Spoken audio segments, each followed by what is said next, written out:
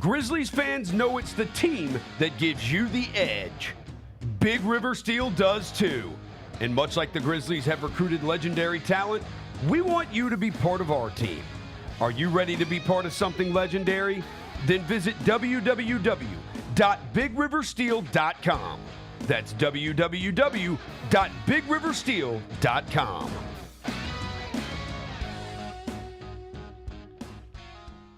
Junior Grizzlies summer camps presented by Ortho South are the key to a slam dunk summer with over a dozen 4-day camps perfect for hoopers ages 6 to 14 looking to build fundamental skills and make unforgettable memories. With camps across the Mid-South in Tennessee, Mississippi, and Arkansas, you won't have to go far for the ultimate hoops experience this summer. Registration comes with a Junior Grizzlies jersey, lunchbox, and a basketball to take home. Don't wait, space is limited. Visit grizzlies.com/juniorgrizzlies today to secure a spot for a fun-filled summer. That's grizzlies.com/juniorgrizzlies. Thanks for showing up, Memphis. Nothing beats catching your Grizzlies IRL, and nobody knows that better than you. So next time you want to hit up a game, Ticketmaster's got your back with tickets to every upcoming matchup. Whether you're catching the Grizzlies at home or on the road, you'll find tickets at Ticketmaster, the official ticket marketplace of the Memphis Grizzlies and the NBA. Keep putting that jersey collection to use and get Grizzlies tickets today. There's no better brag than saying you saw it live. See you courtside again soon, Memphis. Fridays at FedEx Forum just got a whole lot more fun for the family. With the Family Friday ticket offer, a $35 game ticket gets you a $10 food voucher and access to pregame shoot-around.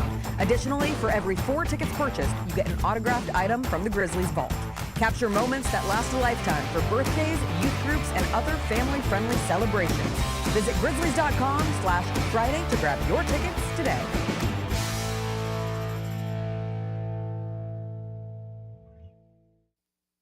Live from FedEx Forum, this is The Odds Couple on YouTube at Grind City Media and the official Grind City Media app. Here's Rob Fisher and Lang Whitaker.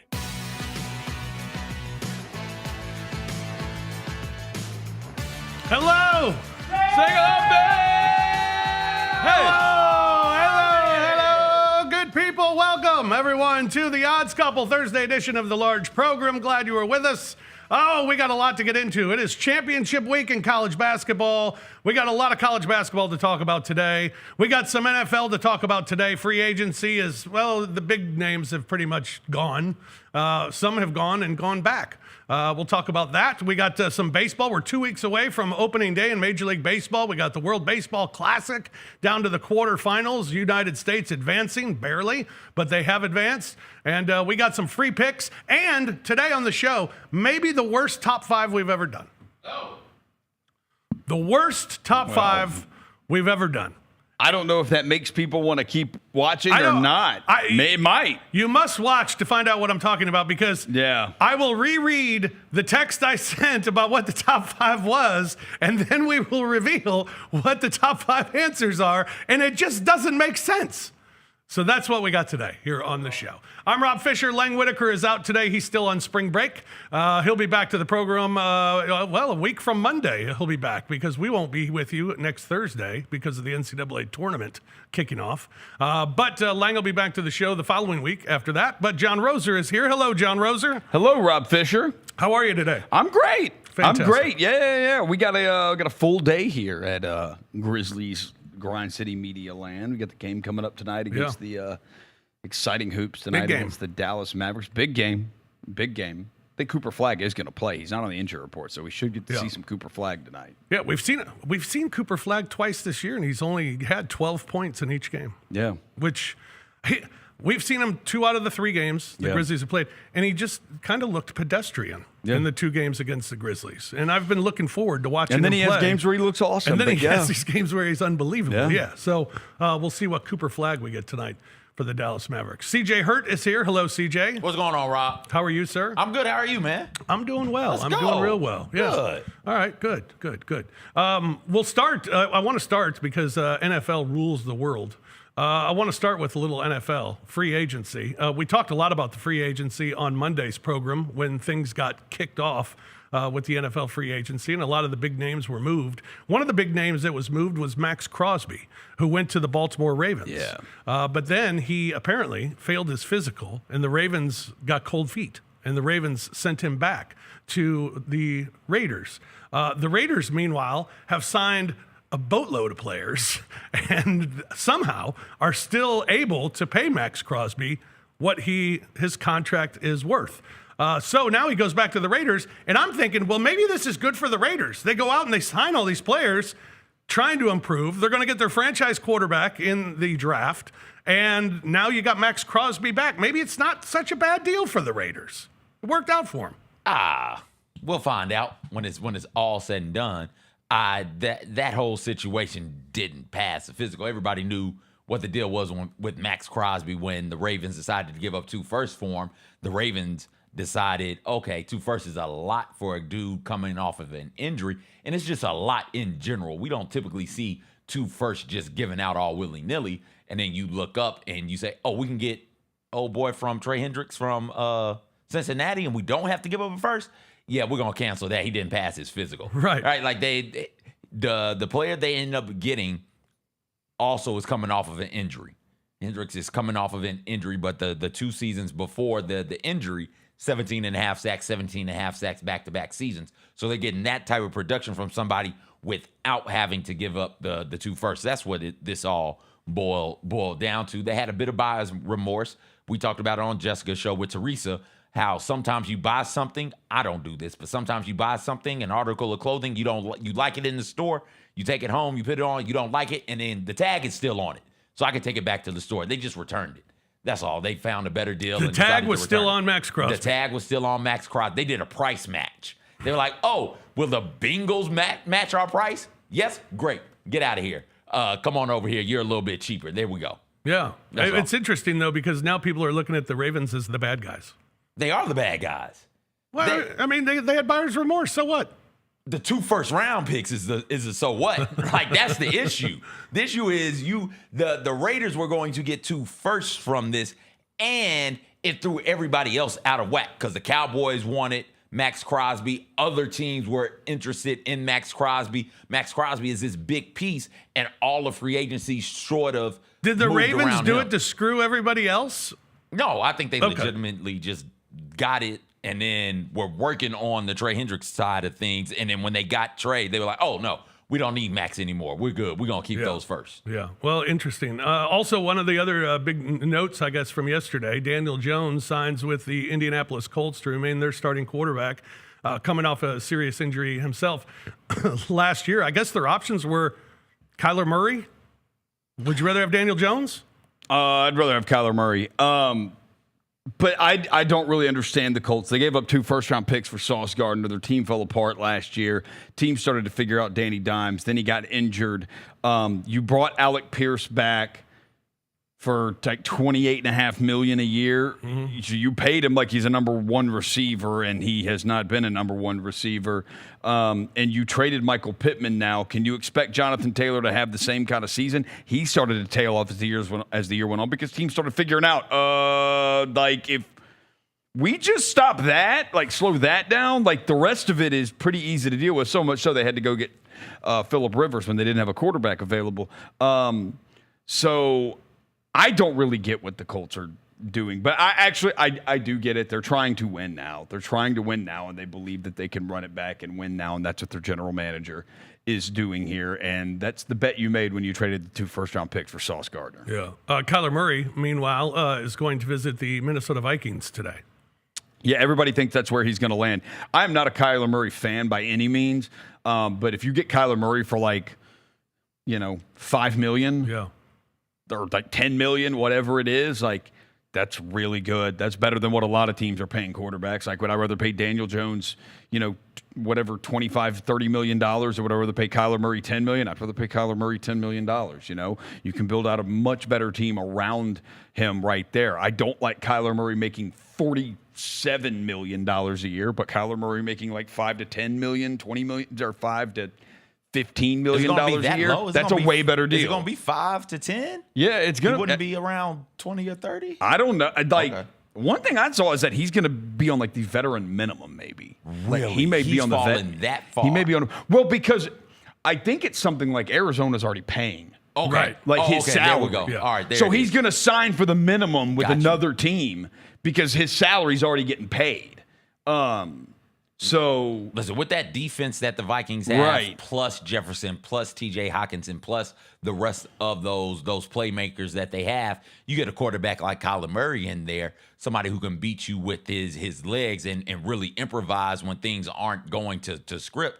Like, that's a good gift for them. yeah, For the Vikings. especially on a little deal like that, Yeah. like especially on just like a minimum deal. I will say Murray gets himself where Murray has a problem, and it's not his fault. He can't help it. He's short. There's a reason Kyler Murray has to escape the pocket a lot, and some of it is not just because teams get by the offensive line and rush him. He can't see over the line. Like, he's that little. Like, he cannot see over the line, so he has to roll out and play a lot of backyard football. But with the Vikings, like, they've got weapons. We'll see. There's still rumors they may trade Jordan Addison because he's coming up with a contract that they may have to pay him, and they probably don't want to do that. So they may move off of Jordan Addison, but like the Vikings got weapons. For sure they got weapons, and that defense is damn good. Yeah. Kirk Cousins, is he going the Joe Flacco mode of if somebody needs somebody, he'll get a job? The 49ers are going to end up trading Mac Jones on draft night, and then they will sign Kirk Cousins to a minimum deal. Yeah. All right, there's a little nugget. Shanahan loves him. Loves him. That's just a guess. I have no idea. But, like, that would not surprise me. Can he run the Shanahan system? Yeah. Isn't there a lot of, like, hey, He did in Washington. That was before the Achilles, wasn't it? Yeah. Okay. Yeah. Like that, is he still athletic enough to get out there on some of those? I those don't know stretch about plays? that. Right? Like, I don't know about that. Like you've got Christian McCaffrey. It's not just hand the ball to Yeah. Christian McCaffrey going just straight into the line. No, you've got to be able to get over to the side Yep. pretty quickly with some urgency. You got to be able to get over there with those Yeah. stretch runs. Yep. Yeah. All right. Another note in the NBA, Bam scored 83. I know you guys have probably both talked about this. 83 points, 9 rebounds, 20 of 43 from the field, 36 of 43 from the free throw line. Bam Adebayo, the second most points ever scored in a game in NBA history. Getting a lot of different reactions. Yeah. It was a disgrace. It was egregious. Yeah. And then you have others who say, well, if it's that easy, well, then other guys would have done it by now. Yeah, it's not easy to do. What's your take? My take is this was great. Great. Do you know how many meaningless things happen during the NBA regular season? Every team plays 82 games. So whatever 30 times 82 is, like that's how many games are played, total in the NBA season. Now, how many of them do you actually really remember? That is a moment in the regular season. Like, that's a moment we're going to remember. Like, I can tell you. Now, I can tell you, we'll see down the line. Kobe's 81, I do not remember what year it happened. But I remembered that happened, and I remember it happened against the Toronto Raptors. I probably 10 years from now will not remember the exact season or month that the Bam Adebayo 83-point game happened. But I will remember that it happened, and I will remember that it happened against the Washington Wizards. So for that, I say it's great. It's amazing. Purists will say... Purists always say a lot of crap. You know what? Purists hate what's happened to baseball, and baseball and they're wrong. And they're wrong. Baseball is so much better. Wait, now. hold. What purists? What are we talking about? Are free throws not a part of pure basketball? They are, and I hate free throws. But the Miami Heat fouling up 20 to try and get more possessions so he can score more points. The Washington Wizards Fine. have made a mockery of basketball for like 20 years. And So, like, I don't. This is their punishment. Yeah, right. Forget trying to stop it from a legislative way. Right. Forget trying to stop taking, like, by implementing rules. Don't talk to them, Adam Silver. Don't talk to the Wizards or the Kings or whomever the hell else is intent the Jazz in the most obscene ways possible of losing games. Don't talk to them about it. Talk to everybody else. Be like, hey, at least once a week, I put a bounty out on their asses. Hey, I got an extra $2 million for everybody on the team. If you put up 200 on these dudes, embarrass them, hurt their feelings. I don't care. To hell with sportsmanship. Go beat the dog shit out these dudes. Maybe then they'll show up with some fight and some heart, and they'll care about what's going on. If that's how you're going to play, if that's the lineup you're going to throw out there, I think I have to confirm this, but was talking to Jacob downstairs that the day it happened, the next day. Like, yeah, the Wizards didn't dress anybody who weighed more than 205 pounds. If that is how you're going to play, cool. It's open season on these dudes. Go set career highs on all of them. Embarrass them. Make them cry at night. Get out of here. Ethical. What are we talking about? Purist. What do you want this man to do? He was the biggest dude on the court by far. There's no way that the Wizards could guard him without fouling. They were triple teaming him. The Heat were fouling to get more possessions because the Wizards were triple teaming Bam. Yep. Nobody was playing real basketball at that point. Everybody knew what was at stake at that point. So if you're going to triple team my guy, and if you're going to do that and leave everybody else open, if you're going to run a reverse triangle in 2 with 2 on my guy and just zone everything else up, to hell with that. We're going to foul. The Wizards were fouling people so that Bam wouldn't get a chance to shoot. No, get out of here. No, it was incredible.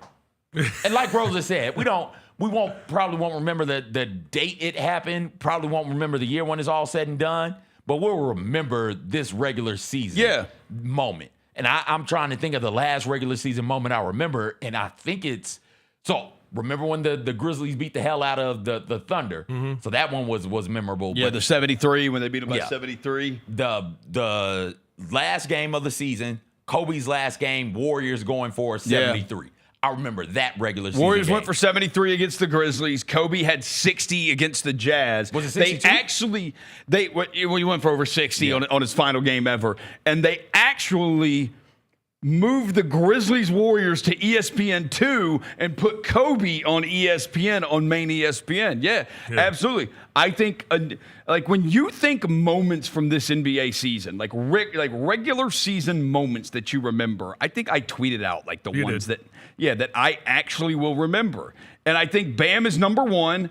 I think number 2 is Jason Tatum coming back from a torn Achilles in less than a year. The Pistons-Hornets fight. You talking about this year? Yeah. Okay, Jason Tatum coming, just this year. Jason Tatum coming back from an Achilles tear in less than a year. The Pistons-Hornets fight. And then I think the ending to that Nuggets-Thunder game the other night that was pretty damn cool. Yeah. But I don't know how many people remember that because I don't know how many people were watching. I'm not going to remember that. Right, because it wasn't I think it was on Peacock. We get cool endings. Shout out to the cock. We get cool endings all the time. We do. We get what happened We do. in that game. It was number often. 4 in my defense. It was number 4. It was very clearly in number 4. Yeah. Those other ones, the top 3, 83 points. Well, we've only ever gotten that one other time, and it was Wilt Chamberlain scoring 100. Somebody scored 83 points. Nobody has come back from an Achilles tear in less than a year in the NBA. And then somehow there are fights in the NBA, and they always involve the damn Pistons. Yeah. Like the fights that happen in the league, they involve the Pistons. Thinking about it historically, all the regular season moments that I remember from the NBA involve fights. So I'm trying to think of a non-fight. Now think of one that doesn't involve the Pistons. Especially regular season. Yeah. Well, the Hornets and the Heat used to get things popping. The Knicks and the Heat would get things popping. Right? I remember the Knicks and the Nuggets. Charles Barkley and Dr. J jumped Larry Bird in a game, and we just don't talk about that enough for my life. Chris Childs 2-piece Kobe. Oh, that was an incredible moment. Yeah. Incredible. But again, it's a fight. It's a fight. Reggie Miller and Kobe got into it. Reggie Miller and Michael. Was that playoffs when Michael was choking the hell out of Reggie Miller? Yeah. If one of those, it might not have been regular season. Charles Barkley threw the ball at Shaq. That was a good one. That was a good such one. A good that one. was a good one. That's such a good one. And held on for dear life. Just grabbed him. Just grabbed him. I was like, no, I'm not letting this dude go. Wait, okay. LeBron James that was playoff. DeAndre Jordan's dunk on the Pistons, the lob. Yeah. When he bodied. On Brandon Knight. But we don't know what year that was. Wow, I'll never know the years of these things. I just remember where I was when those things happened. Yeah. Yeah. Remember LeBron dunking on Jason Terry in the playoffs? But that's, again, playoffs, we playoffs are different. It's different than regular season. Yeah. Well, congratulations, Bam. 83 points. Historic night in the NBA. For a dude averaging 19, that's incredible. Dude averaging 19. They said it's equivalent to Patrick Mahomes throwing for 915 yards. Damn. But it's Patrick Mahomes. Like, we would expect that from Patrick Mahomes. 915 yards. That's if you say, hey, who's going to throw for 915 yards in a game? Like, nobody but, I guess, Patrick Mahomes. It would be like if, I don't know, who's somebody who's pretty okay at the quarterback position. It'd be like Trevor Lawrence throwing for that many yards. Like, nobody's expecting Trevor Lawrence to do that. Right. Like, holy hell, look at Trevor out here balling out. 915 and 9 touchdowns. Look at him go. College basketball, it's championship week. The SEC tournament is underway. Last night, you had Kentucky knocking off LSU. Auburn trying to stay alive with their hopes of an NCAA bid. They beat Mississippi State big. Ole Miss upsets Texas 76-66. Texas may be on the outside looking in, or they're hanging on for dear life, at least at this point. And then it was Oklahoma over South Carolina. Today, one game's already been played. Kentucky knocking off Missouri this morning, 78-72. Kentucky getting the win. Missouri should still be okay, but that one hurts a little bit. But Kentucky with the impressive win, 78-72. Both of those teams with 20 wins on the season. So anything that stand out from you yesterday in college basketball? That I saw the Washington USC overtime game. Also saw Louisville eke by SMU. If Louisville is without Mikal Brown Jr. for much longer, they could be in real trouble. He's out all week for the conference tournament, the ACC tournament, and the hope is he's back in time for the big dance. He's got some back issues, so they'll get that thing started. Louisville is in, so they've got that going for them. They'll probably play either Thursday or Friday, and they need him back sooner rather than later. They make their top 10 in 3-point makes on the year. They take a bunch of threes. He is one of the premier 3-point shooters in the nation right now. If you're void of him, and we saw it yesterday, struggling to get past a feisty SMU team in the tournament, man, like you need is all hands on deck. So if you're struggling without him now in the tournament, it's going to be real hard for you to win a couple of games and get out of that first weekend. Yeah. The Tigers played yesterday in the American Athletic Conference tournament. They took on Tulane, a team that they played over the weekend, and they suffered a loss, and it's finally over. 81-69, Tulane gets a win. Rowan Brumbaugh, 35 points against the Tigers. He'd be good to get in the portal as the Tigers lose and their season comes to a close. So it's over, and I would say finally it's over. Our guy, is Jalen down there? Yeah, Jalen's down there. Yeah, Jalen, you can put up your tweet that we showed earlier on the Chris Vernon show. I believe it was Jason Munns tweeted that the 25-26 Memphis Tigers season has come to an end. And our technical director, Jalen Wallace, he is also on Twitter. He does have a face. He is a real person. He is not just, a robot down there. As much of the world goes AI, we have not totally gone AI here yet. We have real people helping out with our shows. And Jalen Wallace quote tweets, I believe it was Jason Munns, and he puts up on the screen, thank you, is what Jalen tweeted. Thank you. And Jalen is like one of the biggest Tiger fans I know. And he is like many fans of the Tigers this year. My mom, one of them. I talked to another one last night. So happy that this season is finally over. Yeah. They have not enjoyed it at all. Let's move on.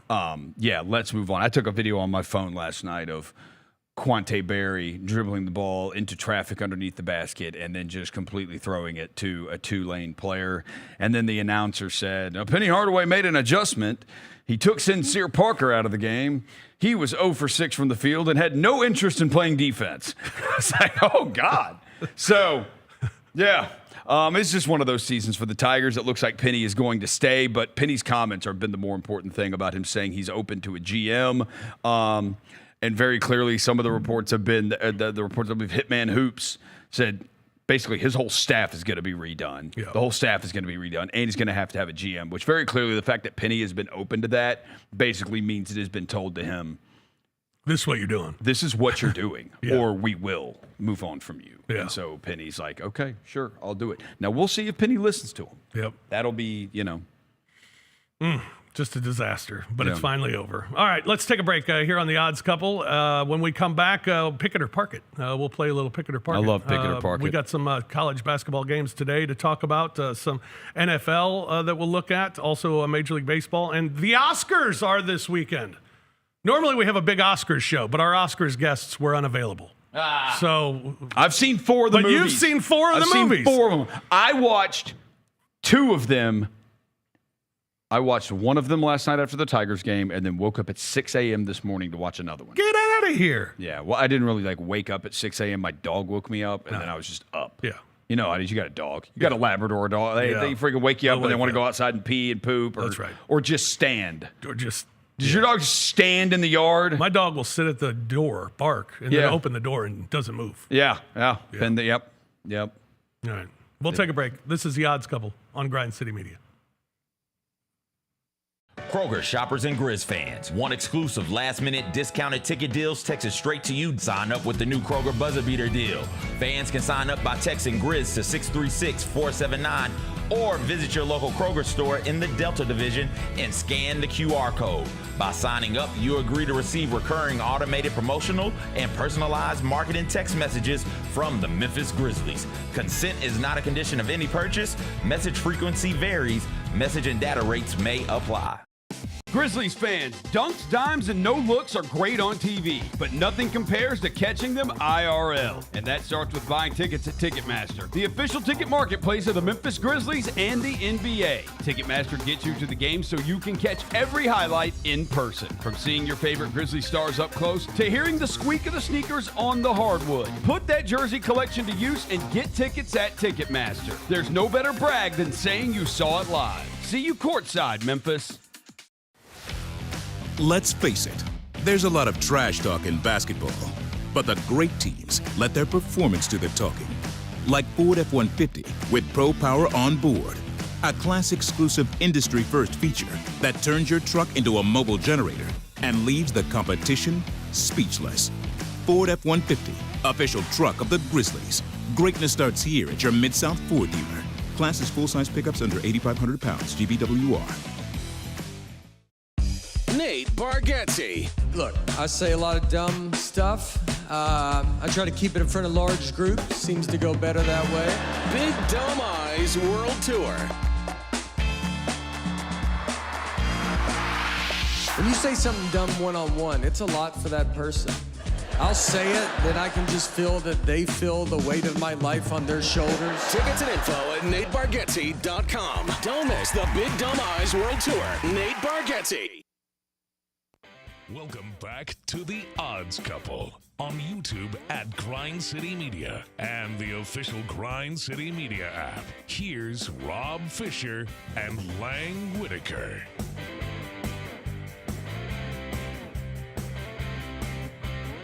Welcome back, everybody, to the Odds Couple Thursday edition of the large program.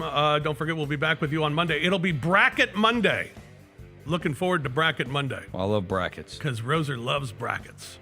All right, I just asked this question. Is Bam Adebayo a Hall of Famer? So here's something interesting. In 9 seasons, 16 points a game, 9 rebounds, 3 assists, 3-time All-Star, 5-time All-Defensive Team, 2-time gold medalist, 83-point game against the Wizards. That's not what matters, Fish. What you need to do is go to Google and Google Bam Adebayo's name. Just Google Bam Adebayo and hit enter. Yep. Black, red, and yellow confetti come down, and then a flame emoji comes up and says 83 points, March 10th, 2026. Just if you Google Bam Adebayo's name. Yeah. Pretty crazy. How many? No, he's not a Hall of Famer. How many but people he'll probably get make it. Google to do that? Like, that's enough. How many what? How many people get Google to do that? How many people? Right. Like, you Google my name, that's not going to come up. Let's try that. Let's see what comes up. It's not going to come up. Let's try that. Yeah, Google. You Googling Bam. Oh, here we go. Yeah, Jen's Bam gonna Google Adebayo. Bam. See, there you go. There it is. Look at that. Now That's Google kinda neat. Now Google CJ. There's going to probably be a bunch of dudes shirtless, Cheeto stains on their fingers. Yep. Yeah, that's what's going to come up when I get going. He was a McDonald's All-American. So you throw the high school piece of it. Yeah, I mean, he'll be a Hall of Fame. Yeah, the Basketball Hall of Fame is fairly, I would say, the easiest of the Hall of Fames to get into. So the 2 gold medals, 3-time. I mean, he doesn't have enough All-Star teams, but he has a 5-time All-Defensive team. I would say no. I feel like it should be like, when I say you're a Hall of Fame, are you a Hall of Famer? If it's not an easy yes, Yeah, you're then not. you're not. I agree with you. But that's not how it works. No. All right, conference tournament action going on in the college basketball. And Miami of Ohio loses today to UMass as their undefeated season comes to a close. Now, most believe, at least hearing from some of the experts and the bracketologists, that they are now going to get 2 teams in the tournament, and that Miami of Ohio is one of those teams that will be in the tournament. Do you believe they should be in the tournament? No. You don't? No. They got 2 quad 1, quad 2 wins. They got no quad 1 wins. So that means they only got 2 quad 2 wins. Beat up on a bunch of quad 3. 3 of their wins don't count because they were Division 2. Beat up on a so bunch of they're actually 3. 28-1. Yeah. Beat up on a bunch of quad 3, quad 4 opponents and lost on a neutral court to number 204 in the net, which makes that a quad 4 game. So they've got a quad 4 loss in there. No, but hell, I'm not going to get worked up about it. Put them in, because otherwise, who are we putting in there? Indiana? Like who Auburn. Auburn? I don't. Auburn beat Florida. Sure, why not? Could Miami, Ohio beat Florida? Could they? Yeah, they could. Did they play anybody like that? No. Now, Coach said they tried. They showed emails that they sent to a couple of programs like, hey, we're trying to play you. What do we need to do? And programs turning them down.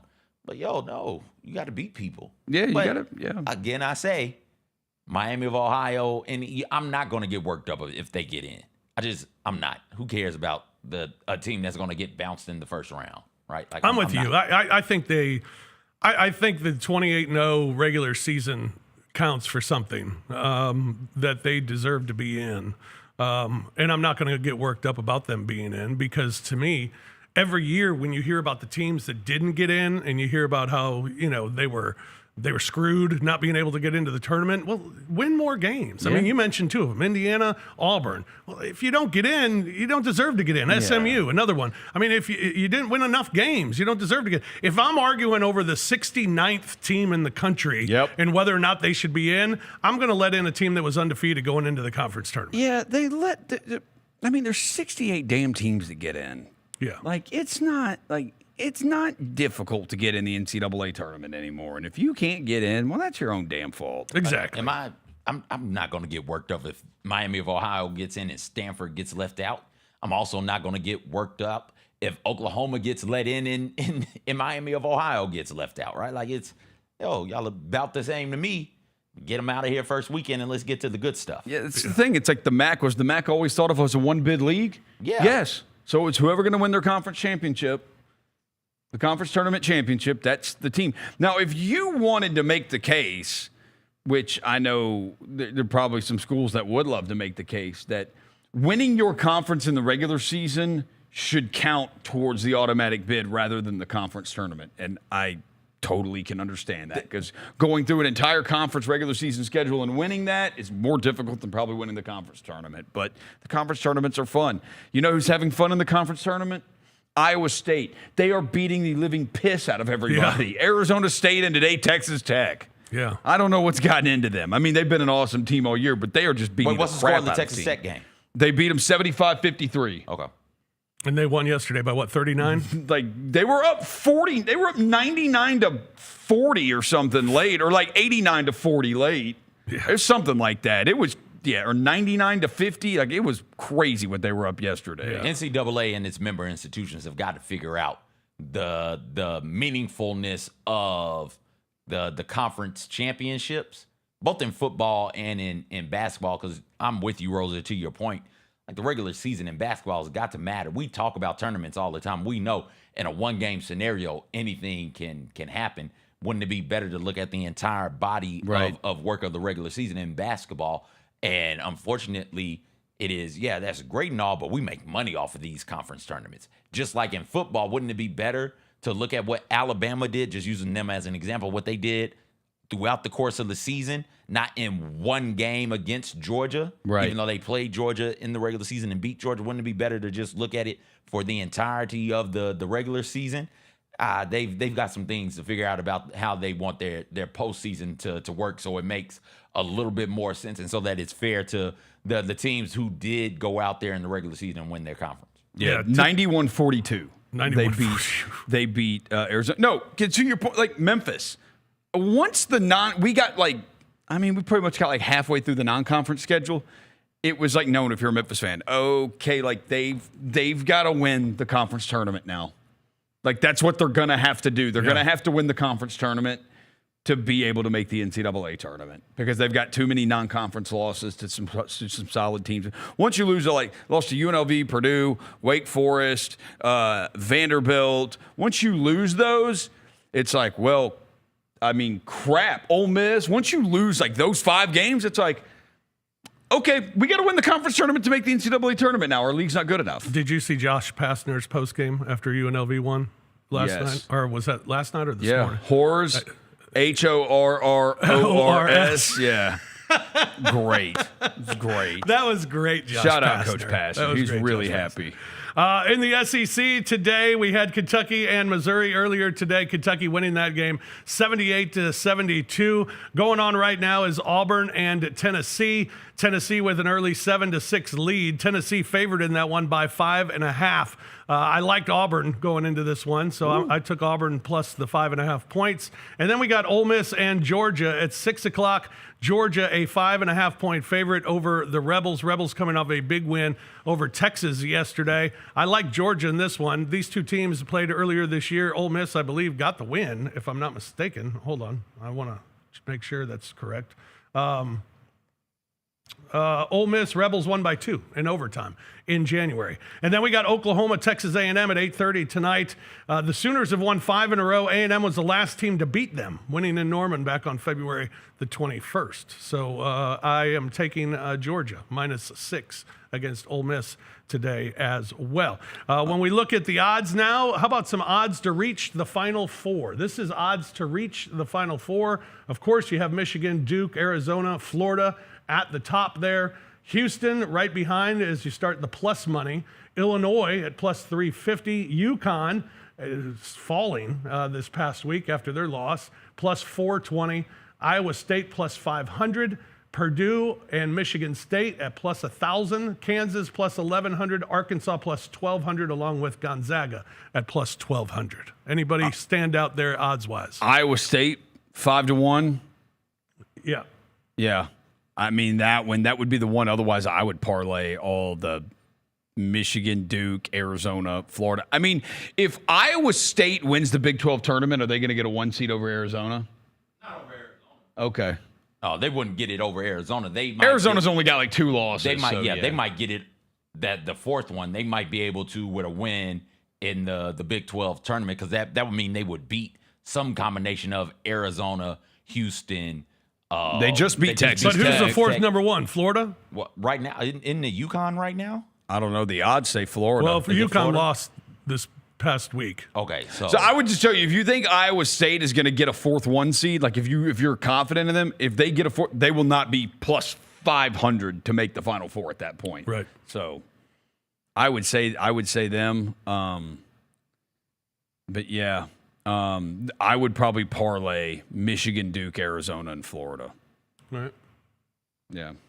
There you go. That's to reach the Final Four. Of course, we'll have the odds to win the national championship for you on Monday. Yeah, right now, Iowa State isn't even a 2 seed. I think Iowa State is a 3 seed. Damn. Yeah.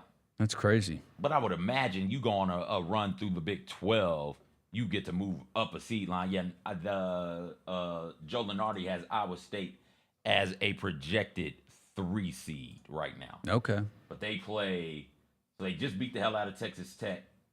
And then they've got to play one of the 4 teams with buys in the Big 12, because the Big 12 does the double bye thing.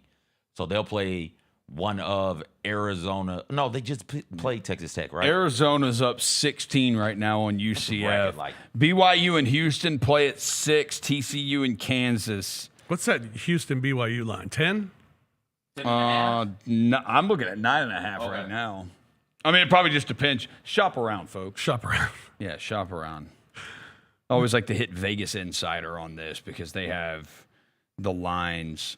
They have the lines spread across, like from all the books. So, what time is that game? That game is BYU Houston. Yeah, it's 9.5. Looking at 9.5 across the board now. Yeah. All right. The NFL free agency is kicked off, and free agency is pretty much the big names are over. So other names are trickling in here and there. But did it affect the lines or the odds for the Super Bowl champion this year? The Los Angeles Rams are at the top at plus 700, followed by the Seattle Seahawks to repeat at plus 850. Then the Buffalo Bills just narrowly ahead of the Baltimore Ravens after the big move by the Ravens to get Hendrickson. Chargers then at plus 1,500, followed by the Chiefs at plus 1,600, the Lions and the Eagles and the Niners all at 1,700. Mike Evans says the Niners were one piece away. I am that piece. They're more than one piece away. That's why they went out and got Osa. I'm not going to try to say his last name from the Cowboys to help at defensive tackle, and I think the Niners probably still got some work to do. It'll be interesting. Juwan Jennings is still out there, has not signed with anybody yet, and he thought he was going to get almost $20 million a year, and the money's kind of dried up now. So I wonder if he can come back to San Francisco. Now, if he comes back and you've got healthy Mike Evans, Juwan Jennings, Ricky Pearsall, they re-signed Jake Tonjes, and you get Kittle back eventually with McCaffrey and whatever else they add in the backfield. Got a potentially dangerous offense, especially considering what they did last year with what they had. Yes. Yeah. But on that list, I like the Ravens. I do. I like the Ravens. The Rams are. I don't think Seattle will repeat. Seattle's lost 5 guys. They've lost 4 from their defense, and they lost Kenneth Walker on offense. I do not like Seattle to win it all again next year. The Rams are rightfully so the heavy favorite. Yeah. The cornerback position was their biggest issue last year. Corner was their biggest issue, and they went out and got 2 really good ones. So it should be the Rams. Are the Rams the rightful leader? Yeah, absolutely. The Rams are the rightful one. I'd put money on the Rams right now. And then from a longer shot standpoint, we've talked about the Broncos a bunch on this show. But as long as that defense is still what it was last year, and as long as Surtain is back there just being the elite cornerback, shutdown corner that he is, I will put money on that Broncos defense. We saw it this past season. The best teams in the NFL were led by really good defenses, and we saw really good defenses get a lot of wins and have success with okay offenses. So give me the Broncos at plus 2,200. All right. As I mentioned, the Oscars are this weekend, and John Roser has seen 4 of the movies, 4 of the films. I have. Sorry. And we want to look at the odds for the Oscars. Best Picture for the Oscars. The favorite is One Battle After Another at minus 400. Sinners at plus 310.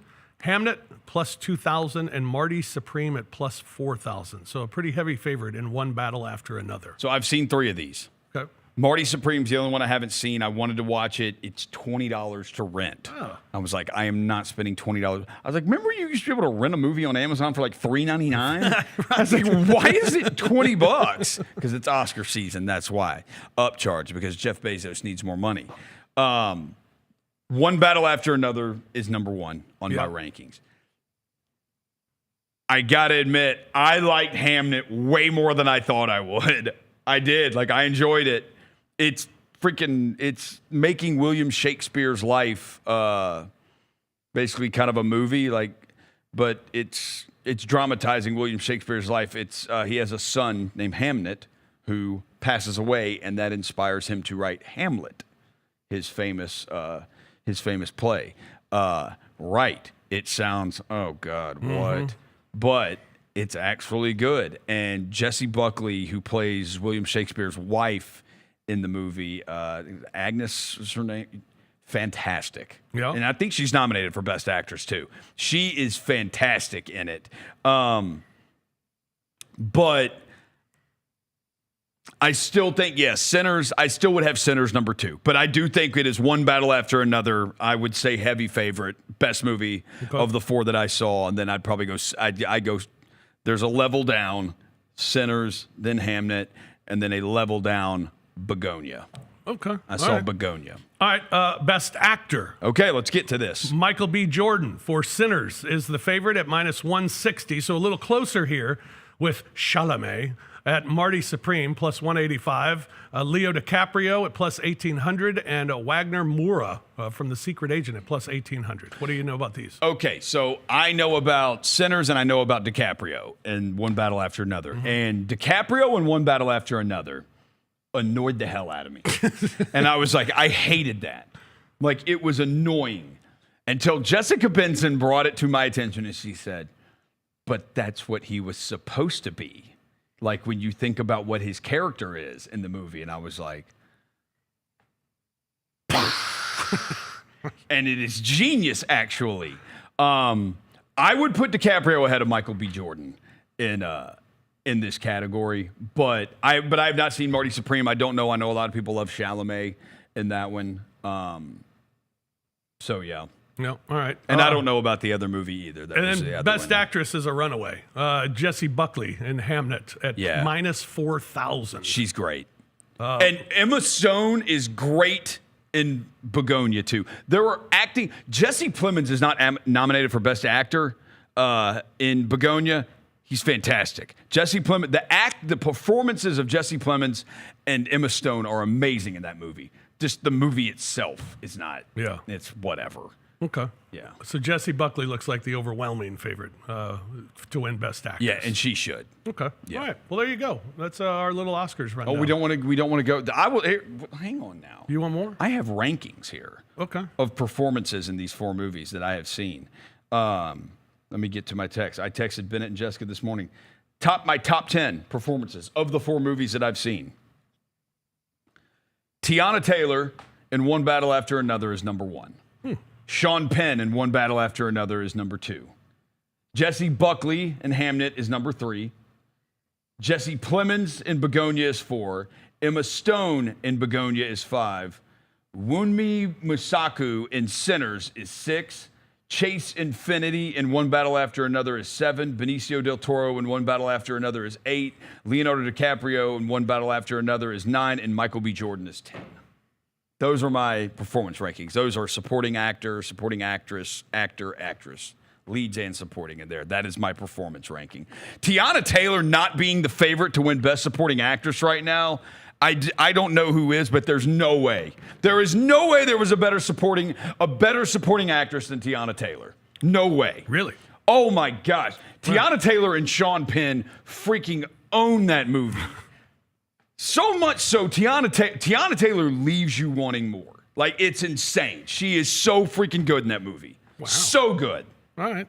Yes. CJ, I know you saw the animated feature films. And Sean Penn's great, too. He's an all-timer. Saw a handful. K-Pop The Demon Hunters at minus 1,250. Overwhelming favorite. And then you have Little Amelie or The Character of Rain at plus 1,000. Zootopia 2 at plus 1,100. And Arco plus 1,600. Oh, this is Huntrix. This is the K-Pop Demon Hunters. This is theirs. Yeah. Just go ahead and wrap it up, pass it off to them. The kids still watch that damn movie. And listen to the music. And still listen to the music. Still, it came out last year, and they're still banging with it. I think that we talked about it on Jessica's show. I think that it's been streamed like billions of times. I think it was like 8 billion times. There's 8.2 billion people on the planet or something ridiculous like that. That means everybody's child is watching this incessantly and constantly. I don't want to put it all on the children because I know adults who love it. Yeah. I know adults who light up when they see it. Yeah, give it to K-Pop Demon Hunters. All right. Put money on that. All right, there you go. All right, there's our Oscars. Look for the weekend for your betting guide. And now it's time for some fish nuggets. No. All right, here we go. No. Ready? Darius Acuff Jr. Joined Anthony Davis and Brandon Miller as the only SEC players to win both Freshman of the Year and SEC Player of the Year as voted on by SEC coaches. Darius Acuff Jr. Good for him. A.J. Debansa of BYU has now had at least 20 points, 5 rebounds, in 11 straight games. It's the longest streak by a Division I freshman since Carmelo Anthony did so in 12 straight in 2002-2003. The 49-point loss to Iowa State is Arizona State's largest since a 50-point loss to Texas Tech on February 1st, 1956. No. Bobby Hurley, no longer the head coach. I mean, he already knew he wasn't going to be, but that team knew it too. Yeah. No they lost by a combined 69 points. Nice. To Iowa State. Those were their last 2 games of the season. Jeez. It's tough. This is the 10th time the UConn Huskies women's basketball team have entered the NCAA tournament undefeated. Okay. All right, here's some Bam nuggets for you. Bam, 83 points, second most in a game in NBA history. 36 made free throws, most in NBA history. 43 free throw attempts, most in NBA history. 22 three-point attempts, tied for third most in a game in NBA history. Prior to Tuesday, Bam averaged 4.8 free throws per game. Tuesday, he shot 43, making 36. Unbelievable. Nikola Jokic recorded his 323rd game with at least 20 points, 10 rebounds, and 5 assists Tuesday against Oklahoma City. He passed Kareem Abdul-Jabbar for the most 20, 10, and 5 performances in the NBA in the last 65 years. The Spurs are a combined 8-1 against the Thunder, Pistons, and Celtics this season. Interesting. Most go-ahead touchdowns in the fourth quarter or overtime since the start of 2022. Geno Smith, who just signed back with the Jets, has 14. That leads the way. Dak Prescott with 10, Josh Allen 9, Matt Stafford has 8. Geno. Macklin Celebrini of the San Jose Sharks has 90 points in 62 games, which is the third fewest games to reach that mark as a teenager in NHL history. The only players to do so faster are Sid the Kid. He did it in 54 games in 2006, 2007, and the great one, Wayne Gretzky, 56 games in 1979, 1980. It is still insane that Canada lost to the United States in that freaking game. Like, they rolled out like a number 1 line that had Connor McDavid, Nathan McKinnon, and that guy on it, Celebrini, with freaking Cale Makar as a defenseman, and then I don't know who else the other defenseman was. Doesn't matter. Like, how do they lose? Yeah. Like, how did that team lose? Unbelievable. Crazy. Speaking of how do they lose, what about Team USA in the World Baseball Classic? We'll talk about that when we return, plus our top 5. Worst top 5 ever. Worst top 5 ever. Get ready. That's coming up here on the Odds Couple on Grind City Media. Talk me through what you've been going through since draft night. Just a lot of figuring out of things coming off the bench over there at Utah, just trying to find a role over there, and then here in the whole year. Things are going to be different after the deadline. Rookies don't get traded, so we'll see how it is after that. Rookies do get traded, in case anybody was wondering. You weren't even worried going into the trade deadline, were you? I mean, not at all. I'm going to be honest with you. The Chris Vernon Show, live on weekdays at noon on YouTube at Grind City Media and the official Grind City Media app. Jeff Dunham, artificial intelligence, his all new tour. Just a ham. You're the other white meat. MJ, how can you be so smart on one hand and so stupid on the other? Well, you're half of it. I realize I could have avoided all this years ago with one simple word. I do not. Silence! Don't miss a Memphis. Friday, April 10th, FedEx Forum. Tickets on sale Monday, September 29th at jeffdunham.com. Now that's the new edition way. I feel like there's another level we can take it to. What you think, Mike? 2 steps ahead of you, Slick. What's good, bro? What you doing, man? I'm in. Woman, you don't even know what I'm getting ready to ask you. Here's the vision. All 3 of us on the same stage every night. Gonna be crazy. No barriers, no separation. It'll be like 9 kings and a queen. The next level starts now. The USA men's hockey team won a gold medal for the first time in 46 years. Jack Hughes loses 2 teeth, wins the gold medal. I think it's a good trade-off. You feel bad for Canada. Like you said, they should have won. They should have won 9 times out of 10. I don't feel bad for Canada. Tune in to the Jessica Benson Show with CJ Hurt, live every weekday at 8 a.m. on YouTube at Grind City Media and the official Grind City Media app. Welcome back to the Odds Couple on YouTube at Grind City Media and the official Grind City Media app. Here's Rob Fisher and Lang Whitaker. Welcome back, everyone, to the Odds Couple here on Grind City Media. Thursday edition of the large program. Yep, fish. It's time for our top 5. All right, now here's what we do for the top 5. I present the top 5 via text to the group, and then people respond with their top 5. Here's the text I sent. There have been 6 Grizzlies players who have been NCAA tournament most outstanding players. Rank the top 5 by their Grizz years. So rank them as Grizzlies players. Oh! Yeah. So here's what we got back. I'll go ahead and start. Shane Battier, number 1. Clearly, Shane Battier number 1. He played longer than any of the others and has the biggest shot made in Grizzlies history. So Battier's number 1. Yeah. Number 2, I got Tyus Jones, maybe the best backup point guard the Grizzlies have ever had. Mario Chalmers, who was the best point guard other than Tyus Jones, backup point guard the Grizzlies ever had. I put Chalmers at 3. I put Wayne Ellington at number 4 because we remember the one night that he made it Wayne, knocking down, I think it was 7 or 8 threes, if I'm not mistaken. And at number 5, I put Joakim Noah. Wow. Say what you said about Tyus Jones and Mario Chalmers again. Tyus Jones was the best backup point guard the Grizzlies ever had. And you said Mario Chalmers? And then Mario Chalmers, other than Tyus Jones, is the best backup point guard the Grizzlies ever had. This guy does games with Brevin Knight. Besides Brevin Knight. Wow. Wow. Brevin can feel the knife in his back right now. Forget the games. They do a podcast together. Do a podcast night together. Court. Night Wherever you get your court. podcast at. They do that together. Brevin had 1 year. What? It was an incredible year, though. It was a great year. Mario Chalmers had 1 year. Well, I know. If that. But did he was even have a year? He was a savior when he But came. he didn't even have a full year, did he? Didn't he get hurt? He tore his Achilles. Yeah. That year. Like, he didn't even get to play with us in the playoffs. Yeah. Wow. Yeah. So that was my 5. Lang Whitaker's here again. Remember what the question was, based on their Grizzlies years, and the only other player that I left off mine was Walter Clayton Jr. Just hasn't played enough. This is Lang's Walter Clayton Jr. and no one else. Yeah, seriously, he's on vacation. I don't think Lang understood the question. I also don't, the only other one he was around here for was Tyus. Like, I don't think he was around here for any of the other ones. But you know of Shane Battier's legacy here in Memphis. You definitely should. You definitely should. All right, so then Roser. Lang was probably really drunk on some European stuff.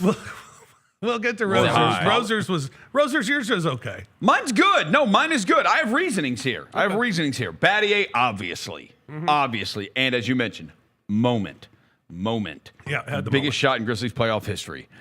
Wayne Ellington, I put number 2 because I'm thinking moments here. Wayne Ellington, I put number 2 because that Sunday afternoon game against the Miami Heat with LeBron, Wade, and Bosh, and he went nuclear from 3. That was unbelievable. That's why Wayne Ellington is sitting at number 2. Okay. Also, go Tar Heels. Number 3, I put Mario Chalmers because Mario Chalmers almost single-handedly helped save that season for us. Yeah. And he came in, got him in a backup point guard spot, traded Beno Udrih for him, helped lower Miami's tax bill, got us a backup point guard in Chalmers. Chalmers hit the game winner against the Pistons that year in a game here at the arena. I think it was over Christmas or right around then. Hit the crazy like fading in shot to win the game, and I think he had like 30 or something in the game. Dwayne Wade tweeted afterwards, "Rio, all caps long." Mario Chalmers gave me real memory here. Okay. Remember the Hateful Eight game, too. Remember that one, and then he tore his Achilles the next night in Boston. And then Tyus Jones at number 4. We love Tyus. I don't really have a Tyus moment, like a game that a specific game I remember from Tyus. I just remember Tyus being a really good backup point guard, but there's not a specific game that I remember. So that's why I have Ellington and Chalmers. And then the other options, there's really no moment. I guess Noah had one against the Clippers here. He fired the crowd up and helped us win the game. Got the energy back. But none of the other ones really had, All right, and then CJ apparently did not understand. Reading the is question. fun and fundamental. I got excited because I'm thinking about the tournament. I'm like, okay, whose tournament runs were the most impressive? That's what I'm doing. I did not realize would be number 1. I did not realize that we were doing because like I was like Battier 4. You say most outstanding players of Grizzlies have had 6 most outstanding players on roster. I see that. I see give me your 5. I'm thinking, oh, bet. He wants the 5 best tournament runs. Okay. Most of them didn't have long enough careers with the Grizzlies for it to matter. That's true. So, like, that's on me. My bad. But so yours is tournament run. Mine's a tournament run. Okay. That's mine. And, like, those tournament runs, particularly from those top 3, were incredible. Like, I still talk to people about Joakim Noah and what he meant, the way that he was just a giant, ugliest shot I've ever seen, but just a giant ball of fire on the court. It was incredible to see. What was that, 07, 08? Yeah. Yeah, so that's how I did it. Chalmers, I remember where I was when he hit the shot to break Memphis's heart. Clayton Jr. was doing things last year we had never seen done before. And then Battier and Ellington put up some impressive numbers in their run as well. That's why I did it the way that I did it. I understood why you did it. My bad. You could have corrected me, Rob. No, I didn't want to correct anybody. I just wanted to be called out. CJ did a great job. You did too, Rosa. Your list is good. Thank you. Who's Arizona playing right now? The UCF. Okay, that's who They they're were not up playing 16. UCF, is it? Arizona's playing UCF. Okay, yeah, they're beating the hell out of them. They're up 20. I don't even understand Langs. Auburn's up 4. What was on his mind? Again, I think he's drinking, in Paris, spring break probably drinking? drunk. Yeah. Probably drunk. All right. Yeah. All right, the United States of America baseball team, they have advanced to the quarterfinals. Luckily, they advanced to the quarterfinals thanks to some help yesterday from Mexico. Or he let his son do it, and Walter Clayton's the only one his son knows. Yeah, that could be. That absolutely could be it. Quarterfinal action of the WBC gets underway Friday. We got Republic of Korea taking on Dominican Republic. Dominican Republic, a big favorite at minus 1,000. U.S., a big favorite over Canada Friday night at minus 720. You got Puerto Rico and Italy, which looks like a close game there with Puerto Rico, the slight favorite at minus 134. That's on Saturday. And then Venezuela and Japan. Japan, a minus 134 favorite over Venezuela. Those are the 4 games in the quarterfinals. When you look at the odds for the champion, the United States still at the top at plus 130. But it's close with the DR at plus 240 and Japan at plus 420, Venezuela plus 850. And then Puerto Rico plus 1,600, Italy plus 2,000, Canada plus 3,000, and Korea plus 4,500. I'd like to say I'm going with the USA at plus 130. They better. Hopefully they got that loss out of their system. But honestly, what it shows, like, it's baseball, man. You're starting pitching. Like, you're pitching. Like, if your pitching is off, like, you can get smashed for 7 runs, 8 runs, whatever it is. Like, so... You know, if their pitching's on, make sure you throw schemes in your most important ones and be ready to go. You cannot lose to Canada. No, cannot lose. You can't, because that'll be like giving them. You might as well just give the hockey one back. Yeah, it's like giving that giving back. The hockey one back. Yeah, giving them the hockey one back. Can't do that. They'll be like, well, we beat you in baseball. Free picks for some games tonight. For college basketball, I like Washington plus 7 against Wisconsin. That's not going well. That game's already going on. Oh, yeah? You need to pick something different. Okay, Wisconsin's up 13 right now. Oh, that's not good. Villanova minus 7.5 against Georgetown, and TCU plus 5.5 against Kansas. Well, let's see. Hang on. Villanova and Georgetown. That's later. That is definitely later, yeah. They have not started yet. And then what was your other one? TCU, Kansas. Yeah, that one hasn't started. That's what do you like in that one? I like TCU plus 5.5. I don't like that. Okay. And then Darren Peterson. A puck game. We got the New Jersey Devils 3-way money line, 60-minute game. New Jersey over Calgary tonight as well. Shout out Give Theo me Fleury. Houston, BYU under the 145.5. Purdue laying 13.5 against Northwestern. Give me them as well. All right. There you go. That's all we got here today.